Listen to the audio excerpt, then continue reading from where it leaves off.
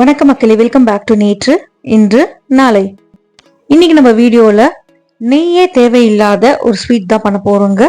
பெங்கால்ல ரொம்ப ஃபேமஸா இருக்கிற சொந்தேஷ் தான் இன்னைக்கு நம்ம பண்ண போறோம். இந்த ஸ்வீட் பண்றது ரொம்ப ரொம்ப ஈஸி. ரொம்ப மினிமமான இன்கிரீடியன்ஸ் தான் தேவைப்படும். பன்னீர் வச்சு பண்ணக்கூடிய ஒரு சூப்பரான டெசர்ட் இது. ஆனா பன்னீரையுமே நம்ம வீட்டில தான் பண்ணணும். அப்பதான் உங்களுக்கு சந்தேஷ் சூப்பரா வரும். சொந்தேஷ்ல நீங்க டிஃப்ரெண்ட் ஃபிளேவர்ஸ் ஆட் பண்ணலாம். இன்னைக்கு நான் ட்ரெடிஷ்னலான சொந்தேஷ் தான் பண்ணி காமிக்க போறேன். அங்க பாத்தீங்கன்னா இந்த சந்தேஷ் டிஃப்ரெண்ட் ஷேப்ஸ்ல கிடைக்கும். அதுக்குன்னே தனியா மோல்டுமே விற்குது. பட் மோல்டு எதுவும் இல்லாம நீங்க வீட்லயே சர்க்கிள் பால்ஸ் மாதிரி பண்ணி கூட சாப்பிடலாம். சந்தேஷ் நான் எப்படி பண்ணங்கிறத பாக்கிறதுக்கு முன்னாடி நம்ம சேனலுக்கு நீங்க ஃபர்ஸ்ட் டைமா வரீங்கன்னா மறக்காம சப்ஸ்கிரைப் பண்ணுங்க. இப்போ வாங்க வீடியோக்குள்ள போகலாம். இந்த சந்தேஷ் பண்றதுக்கு நான் இன்னைக்கு 1 லிட்டர் ஃபுல் ஃபேட் மில்க் எடுத்திருக்கேன். பால் பபிள்ஸ் வர வரைக்கும் சூடு பண்ணிக்கோங்க.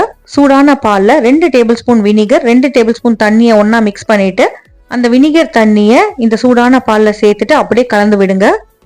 பால் பொங்குற ஸ்டேஜ் வரக்கூடாதுங்க, சூடாகணும். அதுதான் கரெக்டான பதம். உங்களுக்கு சாஃப்டான பன்னீர் அப்பதான் கிடைக்கும். வினிகர் சேர்த்தோடனே பாத்தீங்கன்னா பால் தெரிய ஆரம்பிச்சிடும். நல்லா அப்படியே மிக்ஸ் பண்ணி விடுங்க. இன்னும் கொஞ்சம் வினிகர் தேவைப்பட்டா சேர்த்துக்கோங்க. பச்சை கலர்ல வேவ் வாட்டர் தனியாவும் மில்க் சாலிட் தனியா பிரிஞ்சு வரும். அந்த ஸ்டேஜ் வந்ததுக்கு அப்புறமா நம்ம கோல்டு வாட்டர் சேர்த்துட்டு டெம்பரேச்சர் அப்படியே இறக்கிக்கலாம். இப்போ நம்ம மில்க் சாலிட தனியாவும் இந்த வேவ் வாட்டர் தனியாவும் பிரிச்சு எடுக்க போறோங்க. ஒரு துணி இருந்தா நீங்க துணியில சேர்த்து கூட அப்படியே புழிஞ்சு எடுத்துக்கலாம். ஆன்லைன்ல பாத்தீங்கன்னா பன்னீர் மேக்கர் இந்த மாதிரி உங்களுக்கு ரெடிமேடா எவர் சில்வர்ல கிடைக்கும். அது ரொம்பவே கன்வீனியன்ட்டா இருக்குங்க. பிளெயின் வாட்டர் சேர்த்து அப்படியே வாஷ் பண்ணீங்கன்னா எக்ஸஸ் வினிகர்லாம் உங்களுக்கு கீழே ட்ரெயின் ஆகி வந்துடும். இப்போ கொஞ்சம் இந்த தண்ணி ட்ரெயின் ஆகிற வரைக்கும் அப்படியே விட்டுடலாம். 10 நிமிஷம் விட்டீங்கன்னா எக்ஸஸ் வாட்டர்லாம் வந்துடும். எக்ஸஸ் வாட்டர்லாம் போனதுக்கு அப்புறமா இந்த பன்னீரை நம்ம நல்லா பிசைஞ்சுக்க போறோம். ரொம்ப ட்ரை ஆகணும்னு அவசியம் இல்லைங்க, கொஞ்சம் மாய்ஸ்சர் இருக்கட்டும். இந்த ஸ்டெப் எல்லாம் நீங்க பன்னீர் கொஞ்சம் வார்மா இருக்கும் போதே பண்ண ஆரம்பிக்கணும். ரொம்ப ஆறுனதுக்கு அப்புறம் பண்ணீங்கன்னா நம்ம சுகர் மிக்ஸ் பண்ணும் போது உங்களுக்கு சுகர் கரையாது. பன்னீரை நல்லா அப்படியே உதுத்து விட்டுக்கலாம். இந்த மோல்டோட அட்வான்டேஜ் பாத்தீங்கன்னா உங்களுக்கு அழகான ஸ்கொயர் ஷேப் கிடைக்கும். பட் நான் இன்னைக்கு சும்மா உங்களுக்கு பன்னீர் ஷேப்புக்காக தான் கட் பண்ணி காமிச்சிருக்கேங்க. நம்ம இன்னைக்கு அப்படியே மொத்தத்தையுமே மேஷ் பண்ண போறோம்.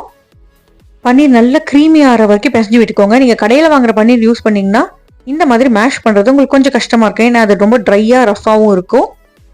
கையில பிசைறது கஷ்டம்னா மிக்ஸி ஜார்ல போட்டு பல்ஸ் பண்ணீங்கன்னா உங்களுக்கு கிரீமியா ஆயிடும். பாமை வச்சு அப்படியே தேய்ச்சி விட்டீங்கனாலே உங்களுக்கு சூப்பரா மேஷ் ஆகும் பன்னீர்.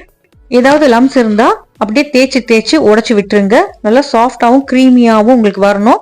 ஒரு 5-10 நிமிஷம் நீங்க ஸ்பெண்ட் பண்ணி இந்த மாதிரி பிசைஞ்சீங்கன்னா உங்களுக்கு சந்தேஷ் சூப்பரா வரும். சந்தேஷ் பண்றதுக்கு இந்த ஸ்டெப் பாத்தீங்கன்னா ரொம்ப இம்பார்ட்டன்ட். இதை தயவு செஞ்சு ஸ்கிப் பண்ணாதீங்க. என்னோட பன்னீர் ஸ்டில் வார்மா இருக்கு. இதுல 4 டேபிள் ஸ்பூன் அளவுக்கு பொடிச்ச சக்கரை சேர்த்துக்கிறேன். பவுடர் சுகர் தான் சேர்க்கணும், அப்பதான் நல்லா பிளெண்ட் ஆகும். இந்த ஸ்வீட்டை பொறுத்த வரைக்கும் ரொம்ப இனிப்பா இருக்கக்கூடாதுங்க, ஸ்வீட்னஸ் மைல்டா தான் இருக்கணும்.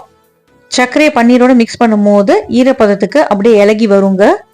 நல்லாவே இந்த மிக்சர் மாய்ஸ்ட் ஆயிடும். நல்லா மிக்ஸ் பண்ணதுக்கு அப்புறமா இதுல 1 டேபிள் ஸ்பூன் அளவுக்கு கார்ன்ஃபிளவர் சேர்த்துக்கிறேன். கார்ன்ஃபிளவர் பாத்தீங்கன்னா நல்ல பைண்டிங் ஏஜென்ட், நம்மளோட சொந்தேஷ்க்கு ஒரு ஸ்டிஃப்னஸ்மே கொடுக்கும். கார்ன்ஃபிளவர் சேர்த்ததுக்கு அப்புறமா மறுபடியும் நல்லா கலந்து விட்டுக்கலாங்க. சுத்தமாவே டைம் இல்லைன்னு நினைக்கிறவங்க கடையில ரெடிமேடா கிடைக்கிற பன்னீரை யூஸ் பண்ணிக்கோங்க. பட் உங்ககிட்ட ஒரு 10 நிமிஷம் எக்ஸ்ட்ரா இருந்தா பன்னீர் எடுத்து பண்ணி பாருங்க, உங்களுக்கு டேஸ்ட்ல நல்லாவே டிஃபரன்ஸ் தெரியும். இப்ப நல்லா பிசைஞ்சதுக்கு அப்புறமா இந்த மிக்சரை அப்படியே ஒரு கடாய்க்கு மாத்திக்கலாம். கடாயை லோ ஃபிளேம்ல வச்சுக்கோங்க. இப்போ நீங்க கை விடாம இதை லோ ஃபிளேம்ல கிளறிட்டே இருக்கணும், இல்லைன்னா உங்களுக்கு அடிப்பிடிக்கும். அப்படியே கடாயில தேய்ச்சி விட்டு நீங்க கிளறிட்டே இருந்தீங்கன்னா உங்களுக்கு சீக்கிரம் ட்ரை ஆகும். எக்ஸஸ் மாய்ஸ்சர்லாம் ட்ரை ஆகி சிங்கிள் பந்து மாதிரி வரணும், அது வரைக்கும் நம்ம கிளறிக்க போறோம். சக்கரை பார்த்தீங்கன்னா சூடோட சேர்ந்து இலகி வரும். உங்களுக்கு இந்த மிக்சர் ரொம்பவே ரன்னியா மாறும். கவலைப்படாதீங்க, கிளற கிளற பாகு தட்டி உங்களுக்கு திக்காயிட்டே போகும். நல்ல கையில ஒட்டாம உருட்டுனா ஒரு உருண்டை பிடிக்கிற மாதிரி ஸ்டிஃப்னஸ் வரும். அந்த பதம் வர வரைக்கும் நம்ம கிளறிட்டே இருக்கணும். சைட்ஸ்ல எல்லாம் கொஞ்சம் ஒட்டுற மாதிரி இருக்கும், அப்பப்போ ஸ்க்ரேப் பண்ணி விட்டுட்டே இருங்க. கொஞ்சமா மாவு எடுத்து கையில உருட்டி பார்த்தாலே உங்களுக்கு டிஃபரன்ஸ் தெரியுங்க. நல்லா டைட் ஆகும். கையில ஒட்டாம இந்த மாதிரி உருட்ட வரும்போது நீங்க அடுப்பை ஆஃப் பண்ணிட்டு இந்த மிக்சரை கொஞ்சமா ஆற விட்டுருங்க. கை பொறுக்கிற சூடு வர வரைக்கும் ஆறட்டும். அதுக்கப்புறமா மறுபடியும் இதை நம்ம பிசைஞ்சுக்க போறோம். இன்னைக்கு நான் ஓஜி ஃபிளேவர் பண்றதுனால இதுல கொஞ்சமா ஏலக்காய் பொடி சேர்த்திருக்கேன். பட் உங்களுக்கு டிஃப்ரெண்ட் ஃபிளேவர்ஸ்ல வேணும்னா நீங்க rose powder, rose essence, kewra water என்ன ஃபிளேவர் வேணுமோ அந்த ஃபிளேவரை இதுல இந்த ஸ்டேஜ்ல சேர்த்துக்கலாம். கரண்டியில் எடுத்தா அப்படியே சிங்கிள் மிக்சரை கடாயில ஒட்டாம வரணுங்க. அந்த மாதிரி வந்ததுக்கு அப்புறமா நான் ஒரு பிளேட்டுக்கு மாத்திக்கிறேன். மறுபடியும் நல்லா பிசைச்சு விட்டுட்டு நீங்க இதை ஷேப் பண்ணிக்கலாம். குட்டி குட்டி சிலிண்டர்ஸா பண்ணி குட்டி குட்டி பால்ஸாக எடுத்துட்டு அப்படியே ஜென்டிலாக விரலை வச்சு ஃப்ளாட்டன் பண்ணிங்கன்னா உங்களுக்கு அழகான ஒரு ஷேப் கிடைக்குங்க. மோல்டு இருக்கிறவங்க மோல்டில் கொஞ்சமாக நெய் தடவிட்டு கூட நீங்கள் அப்படியே வச்சு ஷேப் பண்ணிக்கலாம். என்கிட்ட 3 கேக் அச்சு இருந்ததுனால நான் அப்படியே சர்க்கிள் பண்ணிட்டு அந்த அச்சை மேலே வச்சு ப்ரெஸ் பண்ணி எடுத்துக்கிட்டேங்க. ஆற பார்த்தீங்கன்னா உங்களுக்கு ஸ்டிஃப் ஆகிட்டே போகும். நெய் எதுவுமே தேவையில்லைங்க, பன்னீரில் இருக்கிற ஃபேட்டே நம்மளுக்கு போதும். சர்வ் பண்ணுறதுக்கு முன்னாடி இது நீங்கள் ஷேப் பண்ணி முடிச்சதுக்கு அப்புறமா ஃப்ரிட்ஜில் ஒரு 10-15 மினிட்ஸ் வச்சு எடுத்தீங்கன்னா நல்லாவே ஸ்டிஃப் ஆகிடும். உடைக்கும் போது பார்த்தீங்கன்னா சூப்பராக உங்களுக்கு பேடா மாதிரி உடஞ்சி வரும். மேலே சாஃப்ரான் இல்லைன்னா நட்ஸ் தூவி கூட நீங்கள் சர்வ் பண்ணலாம். ரொம்ப மினிமம் இன்க்ரீடியன்ட்ஸ் வச்சு ரொம்ப ஈஸியாக வீட்டில் ஒரு 15-20 மினிட்ஸில் நீங்கள் இந்த ஸ்வீட்டை பண்ணிடலாங்க. நெய் எதுவுமே தேவையில்லைங்க. ஸ்வீட் சாப்பிட்ட திருப்தியும் கிடைச்சிது, அதுலேயே கொஞ்சம் ப்ரோட்டீனுமே சாப்பிட்ட ஒரு சாட்டிஸ்ஃபேக்ஷன் நம்மளுக்கு கிடைக்கும்.